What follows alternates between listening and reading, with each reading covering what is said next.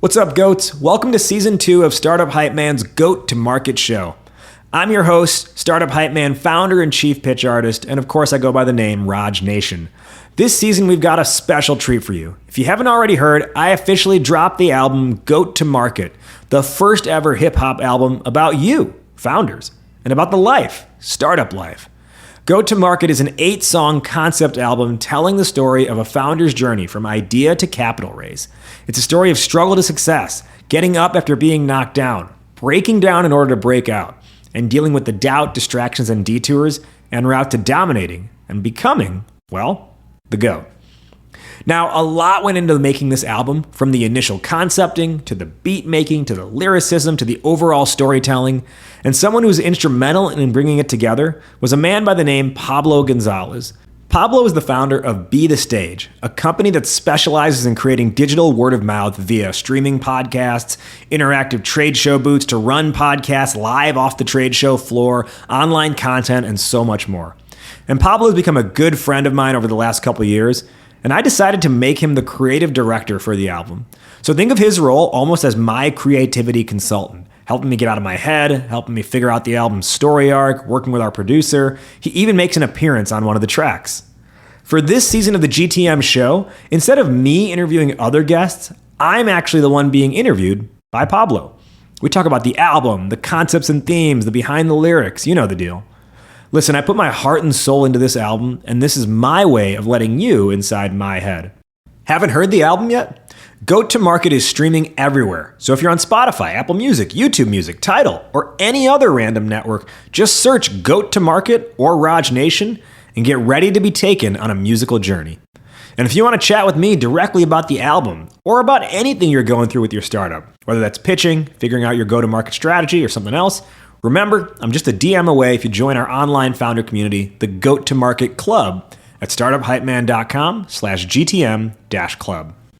Without further ado, I give you Season 2 of the GTM Show, appropriately titled, Making the GOAT. So dry powder, huh? I'm not going to lie. When you first told me about this concept, I was like, well, what? And then I heard the song, and it quickly became one of my favorite rap songs of all time because it's amazing. What was going through your head? When did this concept come in your head? I've been listening to Pusha T a lot over the last couple of years, especially last year, because back in 2022, he had the It's Almost Dry album, and that was my most listened to album of the year. And kind of thinking about the overall theme or just the overall vibe of this album being something that, is it hyper relevant to the startup community? Yes. But at the same time, I never wanted the sound of the songs or the content, quote unquote, to be so niche that no one else can pick up on it or understand it. I wanted it to have like mainstream listening appeal as well. Again, my litmus test is like my brother and my wife, who both work in medicine, being like, can they nod along to this stuff? So knowing that was the creative range I'm playing within, and the fact that I was just listening to a lot of Pusha T, the dots just connected to be like, I need to make a song. And I just think the analogy is just too perfect. In venture capital, they call it dry powder. And really they mean as if you have a powder keg, you just need to light the match and the thing will blow. But it's just the perfect analogy to talk about the obsession, the addiction. And that's really what so many founders go through, is this. It is an obsession and addiction to raising capital, for better or worse, but that's just what the scenario is. It just seemed to work out too perfectly to be like, all right, let's create a song called Dry Powder. And the funny thing is, when I tell people the track name, they immediately get it. They don't like if they're in startups, they don't need an explanation of what does dry powder mean versus what am I making it mean. The second I say dry powder to another startup founder, they're like, oh, I bet I know what that's about. I think it just worked, and I thought I could pull this off in a way where you can make so many analogies to like the crack game and the rap game, but also the crack game to the rap game to the founder game, right? It's a lot of the same themes that come up for people. It's the grind, it's the hustle, it's the sweat, it's doing it to try and make it out of your current situation. There's all those themes ring true across the board in these three arenas. And to create a song like this is just to help highlight that point and coming back to the mainstream appeal concept, like one of the things I've thought about in the entire creation of this album is how is it I can listen to Biggie, or how is it I can listen to Pusha T? And I've never sold a drug in my life, but I feel like I can still listen to that music and follow along and relate to it in some way. Mm-hmm. And that's the same concept here, right? We're using drugs to be an analogy for raising capital. Like we're using like an addiction to drugs to be an analogy for an addiction to raising capital. But at the same time, anyone who's not in that game can and should be able to hear this and be like, oh, I fucks with that. Yeah, that was me, man. I've never raised capital. I don't come from the same kind of startup world as you, but it is, you mentioned Biggie. I would say this is your most Tupac song in this, when you're just like really feeling the angst. You're really feeling this, I'm on this hand. Now that I did it once, now I got to keep doing it. I got to keep getting that hit, and I got to keep going up and down the coast. I think the other interesting thing about this track, just conceptually, is that when you came up with the concept of this track was when we decided to go from 5-song mixtape to album and open the aperture a little bit and make this more of an album than a mixtape confined. It really loosened up the overall concept of the album, which I thought was really cool too. Yeah. And I think, and a lot of that's funny because a lot of this stuff just came from the timeline stretching out a little bit. Like, it's not like I couldn't do this all within a month or two just because of other commitments. So the fact that there was just breathing room between track to track allowed me to be like, let's add this as a song. And then once I got the idea, I'm like, no, it's not. It's like non-negotiable. This has to happen. It's cool, man. I'm addicted to this show called Warrior on Max. That's based on Bruce Lee stories, where it's like late 1800s San Francisco. And it does something that, and it's awesome, by the way, but it does something that I think great shows do.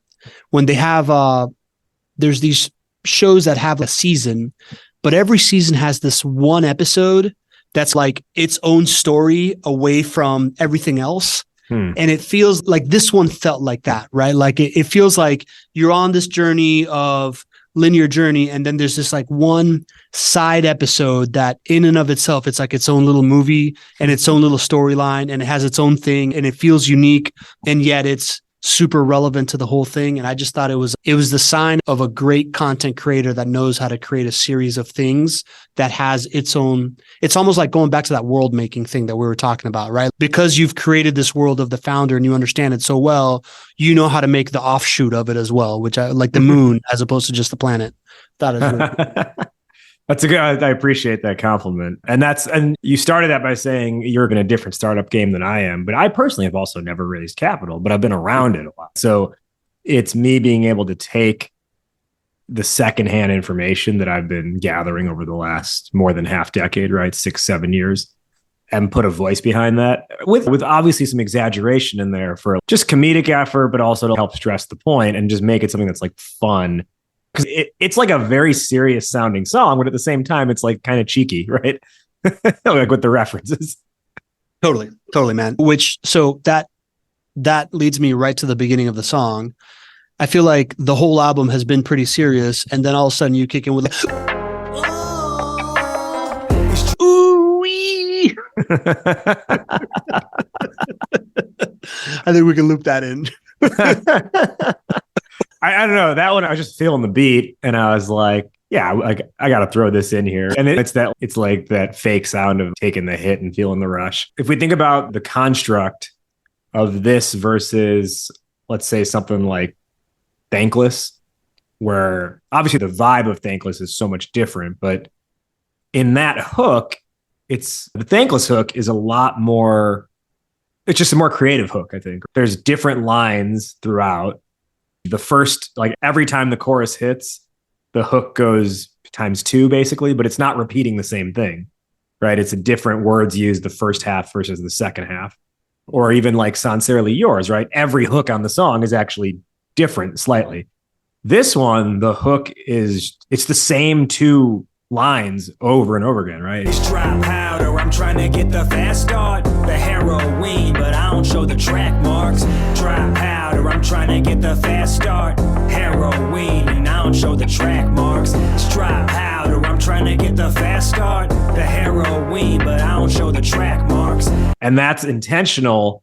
The second we had this beat made, I was like, one, I knew I wanted to make it a more repetitive beat, but then when we had the beat, or more repetitive lyrics, when we had the beat, I was like, now it aligns perfectly to do this. Because if you're in that state of obsession, you just feel like you're going in loops, right? And you don't feel like there's really any like escape from it. So there's really not as much room, like if you think about the scenario, for a person who's in that state of addiction and obsession, like they don't have the ability to think so freely, or they don't have the ability to go outside boundaries, if you will. And so that's really why the hook is just this thing that just like drones on and just hits over and over again, and by the end of the song, we repeat that, I think 8 times over or something. And it's just those same words over and over again to help stress the point of this character being like caught up in and really trapped in this cycle that feels like it's never going to end. That's so deep, man. Did you think when you thought of this concept, or you're just like, all right, then I need a simplified hook because it's got to be this like cycle and all these things? Like, when does the depth of that thought come together for you when you're putting something like this? Because I just hear that and I'm like, this is a fucking banger. The hook, even ever like way before we ever had a beat for this, I want to say, I actually remember this would have been, I think, October of last year of 2022. I was at an event and I was telling someone there about the album overall. And I was like, and I got this idea for a song called Dry Powder. And here's just my idea for the hook. So even like I had it in my notes app, and I don't even think we recorded this song until January of 23. But 3 months before, I had that hook in mind. And I knew that's where I wanted it to go, just because I knew the theme of the song. And that's also why if you think about where you can go within a song, even the verses, right? The lyrics are intentionally not very complex in this song. Mm-hmm. There are some creative metaphors in there, but the rhyme patterns are nothing that's too out of control, like the way the NXT is, right? Or the way the intro is. It's more simplistic rhyme schemes. And that's also intentional because it helps stress the point of the person being like, again, caught up and trapped in this cycle of searching, getting rejected, and just being addicted to trying to find the hit, if you will. And I think if you took this same song, the same beat, but you got like really creative with the rhyming structure, then I think it loses that essence and it doesn't hit the same way. I'm not saying it wouldn't be a good song. It could be. If I decided to rhyme fast on it, or if I decided to rap fast, or if I decided to go with really intricate internal rhyme plus external rhyme and go like really strong on the polysyllabic rhymes, I just think it wouldn't hit the same way or the way that I wanted it to. Because then you're not really like nodding along as much to it and feeling almost like you're caught in that like drone state. Mm-hmm. Then you're more like, it's almost like you're listening to it, but it's like when you see a fly in front of you and your eyes start following, where's the fly going to go? Is it going to land on me? That's not what I want people doing on this song. I want people just nodding along to the beat and just being able to listen and take it in without having to think too much. But again, there is some of that wordplay that's there, but for the most part, you can just vibe with it. Yeah, totally, man. As you were nodding your head and doing that, I was like, yeah, that's exactly what I do when I listen to this song. So then the first verse, it's basically all about coke.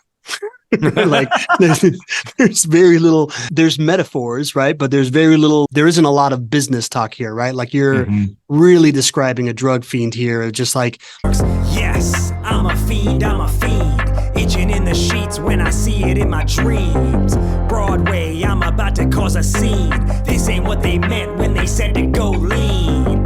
Lindsey Vonn, Olympian and skiing. Zigzag a slope so I feel it in my teeth. Scarface, similar to Pacino. Think I'm going colorblind, got the white looking green. Talk to me about setting it up as, did you think about setting it up as drug versus business or business versus drug to start? I think the key was I knew the first verse needed to just set the table, which is also why the first verse is only like 8 bars, I think. The other 2 verses are 16s because I figure we open this song, we come out with a 2-bar hook, and then we hit that short verse and then get into the 4-bar or the 8-bar hook, really. From there, then it's like, all right, now we know what's going on. Let's really get into this shit. And even though it's really all about coke in the first verse, the idea is still there, right? If you can't get raising capital off your mind, it's something that like you really can't sleep at night, right? So like you're itching in the sheets when you see it in your dreams. And there's a little bit of a wink in there in that Broadway, I'm about to cause a scene. This ain't what they meant when they said to go lean. That's a nod to a lean startup, right? That whole methodology of building the lean startup. But lean itself is also, what is that? Like codeine. It's a codeine cocktail. So there's a drug reference there. And then on top of that, if you are really addicted to hard drugs, you yourself become quite lean in your figure, right? Like you're really skinny because you're not eating. So it hits in there, but not as, it's not overt. It's because I want people to really think about like the crack game in this first verse to then set the table for like, all right, now here's where it's going in verse 2. I caught the idea of losing weight. I did not catch the get my lean on thing. That's good, man. That's a good one. I didn't realize that. And obviously I got the lean startup part. Okay. So then we get into verse 2 and you're like, see me dealing the keys without an off night. I need that pure, not that off white. Are you giving a nod to like sneaker culture there and like flipping that entrepreneurial game? Is that what you were thinking there? It's a few things. It's just like the gentle nod to sneaker culture. But what happens a lot, people get dealt, like people buy coke that's cut with something else. So now it's not pure anymore.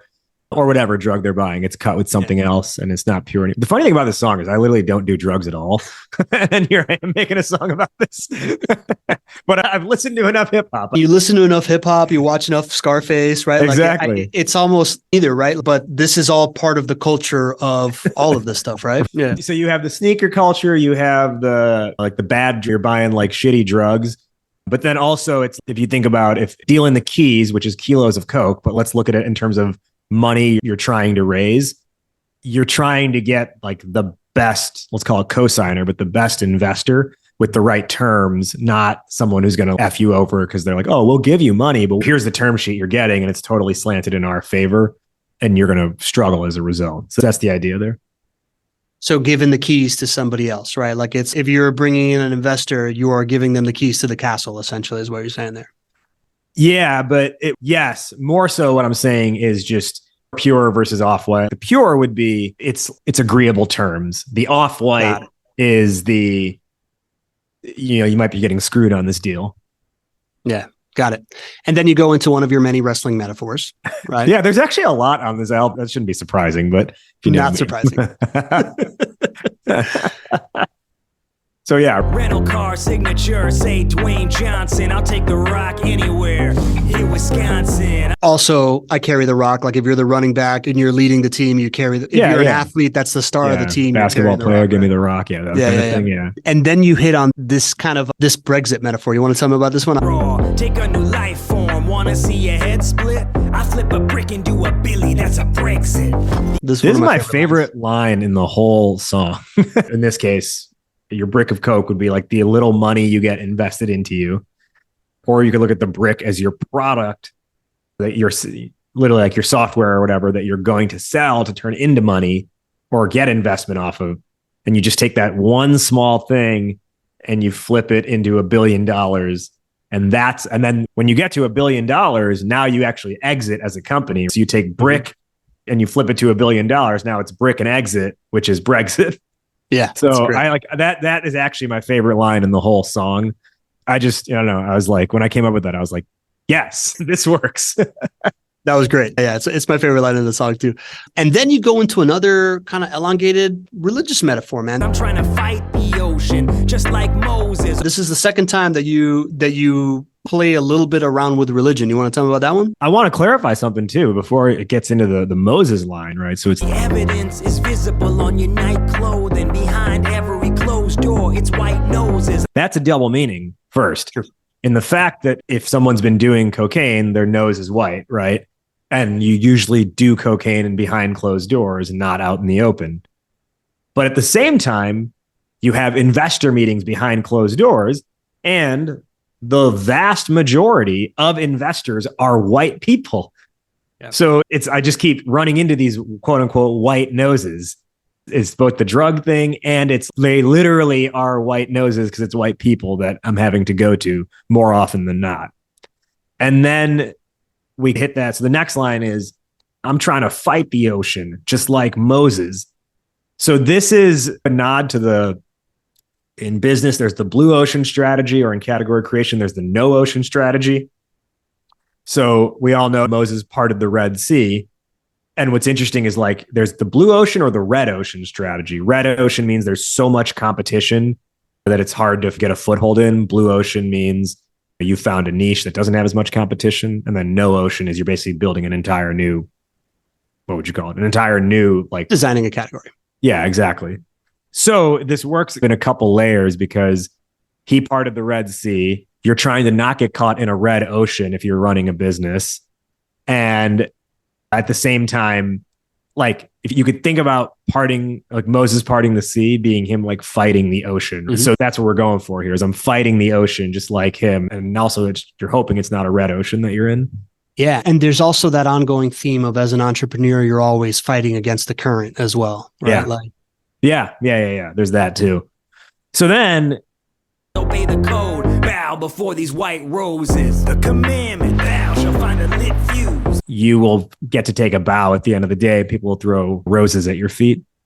And then we continue the religious metaphor there where it's like the commandment, thou shalt find a lit fuse, right? So we know the 10 commandments are all thou this, thou that. So this is the new commandment. And to be honest, when I first wrote these lyrics, I wanted this line to say the new commandment, thou shalt find a lit fuse. I just couldn't do it a way where it would be on beat. And I even toyed with have it being new commandment, thou shalt find a lit fuse. But it always sounded weird in trying to like in delivering it. Even if it was on beat, it just didn't sound as good or clean. So the commandment, thou shalt find a lit fuse. And then we go, in God we trust, all else are rich dudes. We're still carrying the religion metaphor, but in God we trust is what? It's on our money, right? Yeah. It's what we say in all these different seals in the US. And that comes back to the notion that the majority of investors are men. So it's, hey, we can say in God we trust, but for everything else, we have to trust in the rich dudes that they're gonna get us the things we need. Yeah, I love that whole metaphor. But yeah, and then I love how gangster you end on this thing.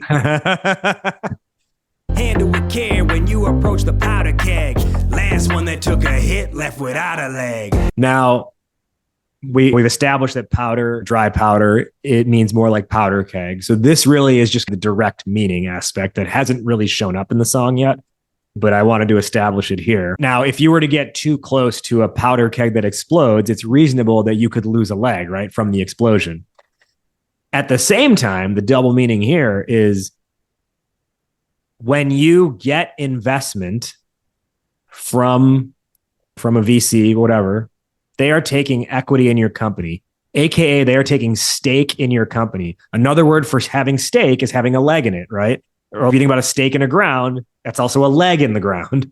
When you get too close to the powder keg, literally it could be an explosion where you lose a literal leg, but metaphorically, it's you get too close, you raise some money, and you've lost a quote unquote leg because you've lost some stake in your business. Hey, I hope you've been enjoying the conversation on Making the GOAT thus far. We still have a whole lot more to dive into on this song in this episode. But before we go any further, I want to just pause and let you know about a partner who was instrumental in helping bring the album to life, a partner who's been instrumental on this podcast and supporting it, and just who's been overall a huge supporter of Startup Hype Man's overall go-to-market platform. And that partner of ours is Akava, and I want them to become your partner in software development. And if you do that, they're going to help you go from 0 to 1. Whether that's blockchain or no chain, Web3 or Web2, mobile apps or SaaS, Akava builds it at startup speed and enterprise level refinement and class. That's why startups like Stride Health, Haveno, Olive Side, and so many more have trusted Akava from their first dollar all the way up to their $1 billion valuation. and they're ready to help you become the GOAT to market. I've sent a bunch of startups Akava's way. They've all been so grateful for the connection, and they have a killer offer for you. It's called a You Call It code review. What does that mean? Akava will review the most critical parts of your code so you can see exactly what your tech needs to launch or scale. And they'll do this completely free, and then you call it from there. So you want to handle things on your own? You call it. Want to get Akava's dev help? You call it. Want to take it somewhere else? You call it. It's an unbeatable offer, and like I said, they've been Startup Hype Man's partner in supporting the GOAT to Market platform. They even get a shout out in one of the songs on the album, and I want them to become your partner in software development. Ready to see if you qualify for a You Call It code review? Well, just fill out the inquiry form on their website at akava.io. That's akava.io, akava.io, and tell them Startup Hype Man sent you. Back now to the conversation. Awesome. I didn't even make those connections. I thought it was a literal dry powder, and then for whatever reason I see like a junkie having to get something amputated from too many things. So continuing with the drug actually, metaphor I too. forgot to say that. So that's also, it's a triple meaning. Yeah. That part is there as well. Yeah. And I just think about the scene from Requiem for a Dream right at the end. I think he lost an arm in that, but exactly. That's exactly where my brain went, right? It was like Requiem for the Dream. Right? Yeah. It's awesome. One thing I don't want to overlook though in this is the hook itself. So I mentioned before it's that droning on, but the way I say heroin is intentional. It's not an accident that I don't just say heroin and I say heroin, because really the essence is like it's being the heroine of the story. So there's the idea of drugs and bringing up heroin, but I'm saying the heroine because it's actually saying I'm the heroine of my own story. I'm the hero or the heroine of my own story. So that is really intentional that I say it like that. And I don't say heroin. I put an E at the end of it, the heroine, and I don't show the track marks. Yeah, makes sense. And it makes sense that is almost like a mantra that you got to repeat to yourself if you're going to make it through this drudge, right? Mm-hmm. Yeah, exactly. You have to be the hero or the heroine of your own story. Yeah, makes sense. So then verse three is the only time in verses that you change the cadence. I didn't listen when they warned it could be dangerous. I've been addicted since that first hit of angel dust. Now I'm up and down the coast with a term sheet, fixing for a lead. If you listen, hear them birds tweet. Tell me about that. So coming off the first two verses, we've established where this whole story is going. And the song has that repetitive nature to it. But to open that last verse, I'm also thinking here, it can have the repetitive nature. People can nod their head. But if they're going to keep listening for another, whatever it is, minute and a half, we got to change it up just a little bit for just a moment in time to get people like, oh yeah, this song is still going and I'm still interested in it. Not, I've just like completely tuned it out at this point. So that's where like we dim the beat a little bit in that to open the verse. And it changes that. And it's really just, I think it's just the two lines, right? And then it gets right back on beat, but it's just enough to like make you pay attention until we drop the beat again with the Twitter reference. Yeah, totally. You hit it. It's a really good pattern interrupt, right? Because it does you change the cadence and then you completely stop the beat for however long and then the bird tweets. When I've shown this song to people, that part always just completely re-engages them, right? Like it's like what you mentioned this in another one of the tracks. It's not always about speeding up, sometimes by slowing down and sometimes by completely like changing the cadence, you're able to re-engage the listener into the story. And I thought that was a really good example of it in those 4 lines there in that pre-verse thing. So here's a funny story. I was performing this live at Tech Chicago Week back in July of this year, 2023. And this was out at Navy Pier in Chicago. And like the acoustics in that room aren't the best. It's a huge ballroom, but the acoustics for live music are not the best.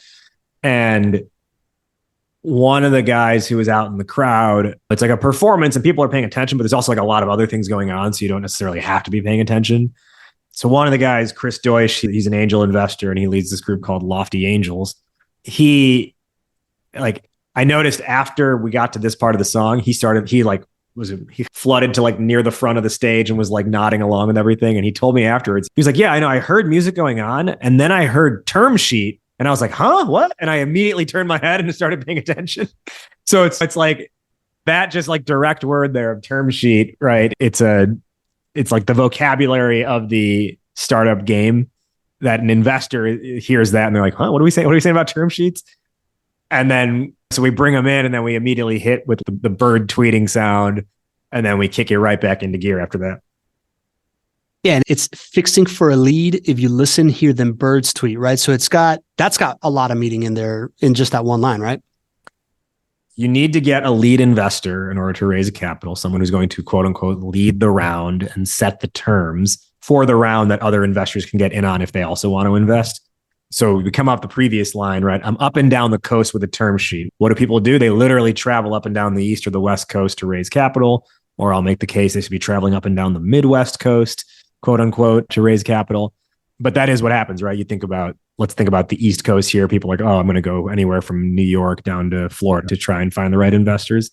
So you're up and down the coast because you've got the term sheet in hand, quote unquote. You're looking for that lead investor. If you listen, hear them birds tweet, what do people do? They literally go on Twitter and they try to find investors, or they're like, oh, what investor is talking about this? Maybe I can reach out to them based off of a tweet they posted, or maybe I can post my company and tag them and get them to take a look. So it's a literal, it's the software version of birds tweet and Twitter, or X now, I should say. But then also a bird is another reference to the drug game. So it plays on that duality and just helps carry the metaphor through even into that line. Yeah. Yeah. And fixing for a lead, right? Getting the fix. Yeah. And getting the fix for it too. And then this last verse 3 is so full of pop culture references. At the port of Miami, meeting with a Cuban, kilos at the door. Hello, Newman. It's 100 degrees, but there's a cold case. Watch the fever sweats turn him to a ghost face. Don't tease me, please, cause if you offer taste, soon I'm holding up a spoon, asking for the frosted flakes. It's like Shaun White coming down the half pipe, searching every blockchain, filling up a crack pipe. I think this to me is the most kind of like commercial verse of, I think anybody could like listen to this and be like, oh my God, this is great. You want to talk me through it? Yeah. So we come off the birds tweeting and we go, at the port of Miami, meeting with a Cuban. So you're a Miami native. Oh, right? Dude, that's the term sheet thing. That's happened to me there at like Port of Miami, meeting with a Cuban. I'm a half Cuban from Miami. Yeah. There are many Cubans in Miami, but also it's like a capital C. Granted, you do that anyways to talk about Cuban people, but it's saying Cuban people, but also is it Mark Cuban that I'm talking about? Yeah. Or you're in a meeting smoking a cigar with some white nose. Exactly. Something like that, which I'm sure happens a lot there. Yeah. So at the port of Miami, meeting with a Cuban. This next part is probably my second favorite line. Kilos at the door. Hello, Newman. That's the idea. We're slinging this dope. But Newman from Seinfeld, right? Anytime he's at the door, Jerry swings the door open and he goes, hello, Newman. Yeah. And Newman himself is a heavy set man. So that's the kilos that are at the door is him. It works on a few different levels there. And then we just start to hit some of the obsession thing, right? It's 100 degrees, but there's a cold case. Watch the fever sweats turn him to a ghost face. Like you almost get pale from all of this stuff. Don't tease me, please, cause if you offer taste, soon I'm holding up a spoon, asking for the frosted flakes. So that idea of one taste and you're addicted, right? One hit and you're addicted. Frosted flakes. You can think, obviously it's cereal. Think about it as another word for drug. At least I'm creating that term for drugs kind of thing. Yeah. And then we just start to directly hit it. It's like Shaun White coming down the half pipe. So that's early in verse 1. We talk about Lindsey Vonn zigzagging down the slope. So that's your first snow reference. Now on the back end, we have Shaun White and another snow reference, right? So snowman, right? All that stuff, snow, powder, etc. But then the next lines, searching every blockchain, filling up a crack pipe. So you're literally you're searching everywhere you can to find this. While even though you're searching everywhere you can, you feel chained to the concept of it to try to fill up your quote unquote crack pipe. But at the same time, I'm also giving a nod to blockchain, like the Web3 concept, right? Building things on the blockchain. So searching every blockchain, but blockchain, searching every blockchain, trying to find where am I going to get this investor from or where am I going to get this investment from? It's such like a multiple layer of name recognition, right? As the layman that's just listening for the first time, you're just like, Frosted Flakes, Shaun White, blockchain, right? Like it's got these like perfect word hooks in it that is so universal throughout the whole thing with the hello Newman and all that stuff. And then you just end this strong, right? Like I remember when you texted me, it was just like that beat drop when you order the quarter pound, right? Like, just awesome. Talk to me about that one. Okay, so we come into the quarter pound thing off of the swear this. It starts to like really hit hard too in these last 4 bars, right? The way the cadence goes. Swear this the last time, keep me from the dope, man. Hold the Pepsi, I'm sniffing out the Coke can. But I'm a spider, crawling up the water spout. Mickey D's, man, I'm ordering a quarter pound. Those 2 bars, like they hit in a more intense way. Funny thing, actually, the hold the Pepsi, I'm sniffing out the Coke can. I actually should have made that say I'm sipping out the Coke can. The original lyric was supposed to be something like, if it's a Pepsi taste test, I'll sniff out, like I'll be able to find which one is the Coke in the Pepsi taste test. And I tried 4 different ways to try and make it work, but I just couldn't fit it into a single line to where it was going to make sense. So that's where I went back to and just made it hold the Pepsi, I'm sniffing out the Coke can. But I actually just forgot to update sniffing to sipping. Because it doesn't make as much sense, but I think you still get the point because you sniff Coke. Yeah. But that's just a funny, if we're really doing behind the music on this stuff, I was supposed to change that lyric and I just forgot to change it from sniffing to sipping. So it stayed sniffing. Yeah. And to your point of, is it the Pepsi taste test? If you're sniffing out the Coke can, you're able to identify it. Yeah. And when you're doing Coke, you're sniffing, right? Yeah. It really would have made sense in the original version. Yeah. Yeah. But in the way it ended up playing out, I just literally forgot to cross out sniffing and write sipping over it when I was recording. And then we finish, right? But I'm a spider crawling up the water spout. Mickey D's, man, I'm ordering a quarter pound. And that to me just hits so hard where we drop the beat and we finish on that nice like quarter pound, ounces, pounds of rock, that kind of stuff. But also it's reasonable. Your first round of capital could be a quarter pound, which would be what, $250,000 that you raise. So all that works into that last line. And the fact that we drop the beat there allows that line to hit. And then the beat comes right back in for the hook. And you're just like, fuck yeah. Yeah. It's great, dude. You did it a lot in these last 4 lines, but it's something I wanted to talk about. This feels like the song that you do the most voice character, like a varied voice character, right? Like you're like really talking like this and they're like, but I'm a spider, right? Like you vary your voice a lot in this one. Is that something, how do you think about that when it comes to this stuff? Do you feel like you're a voice actor at times when you're rapping? Yeah, I'm really conscious of how my voice is coming off in every song and in different parts of every song too. So for this one, I knew it needed to have that gritty feeling to it. So I'm like, all right, let me get into my grizzle here and let me get into my baritone and really make that come off.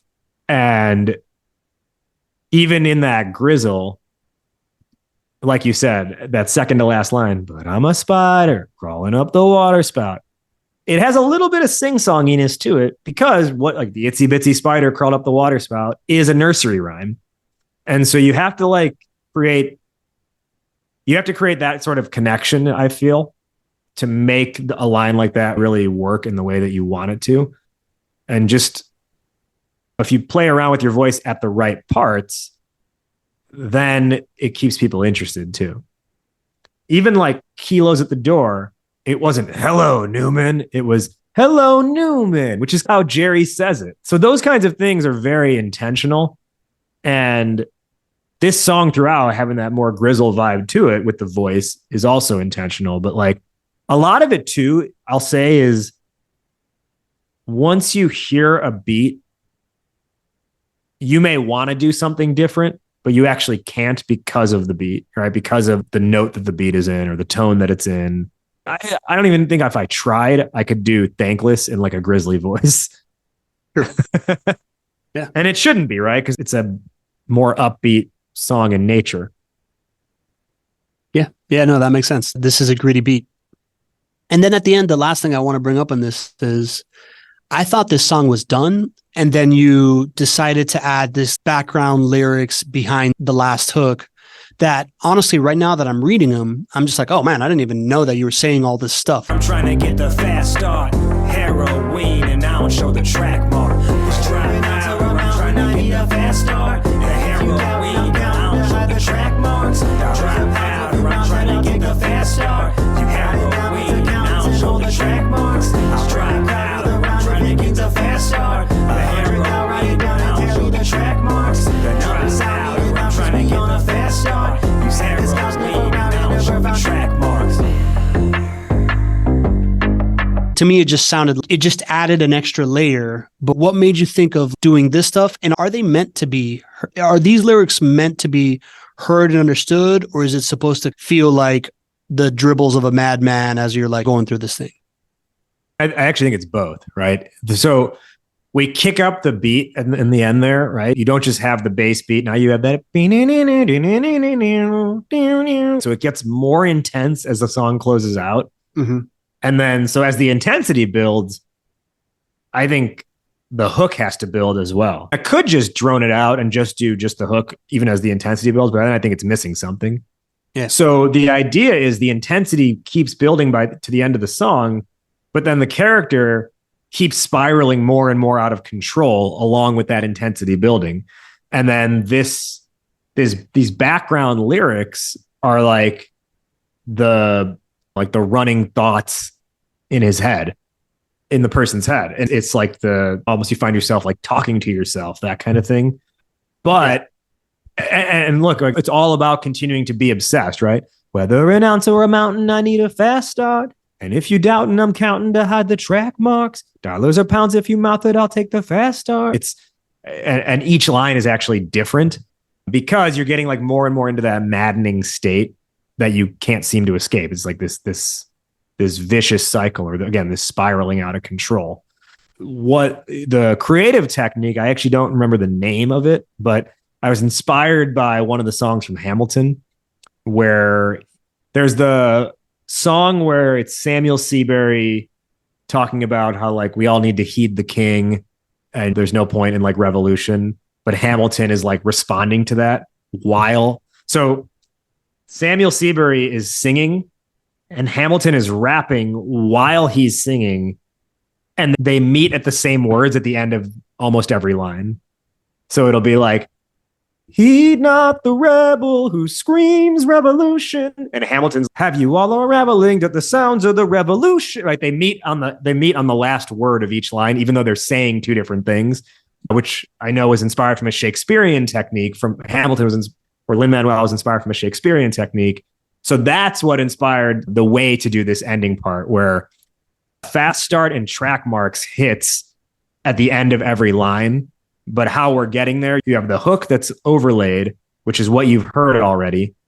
And then underneath that, you have these extra lines of almost like the muttering to myself kind of thing, but it meets at the last word of each line with fast start and track marks every time. And I also figure by this point in the song, you already know what the hook is, so you have something extra to listen for, right?